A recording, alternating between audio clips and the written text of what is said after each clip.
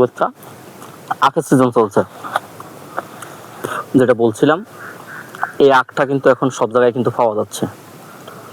আখের মধ্যে কি পরিমাণ গুণাবলী আছে আমরা কিন্তু এই বিষয়টা অনেকেই কিন্তু জানি না। চলুন একটু জানার চেষ্টা করি। সর্বপ্রথম হচ্ছে এই আখের মধ্যে প্রচুর পরিমাণে গ্লুকোজ আছে, যেটা হচ্ছে আপনার শরীর যদি দুর্বল থাকে, এই শরীর দুর্বলের জন্য কিন্তু এই আখটা অনেক কার্যকরী একটা ভূমিকা পালন করে। এছাড়াও যদি আপনার জন্ডিস এবং যদি লিভার থাকে, জন্ডিস এবং লিভারের জন্য কিন্তু এই আখটা গুরুত্বপূর্ণ ভূমিকা পালন করে। আপনার কিডনিতে যদি পাথর হয়, আপনি যদি আখ খান তাহলে কিন্তু এটাও কিন্তু একটা কাজে দেয়।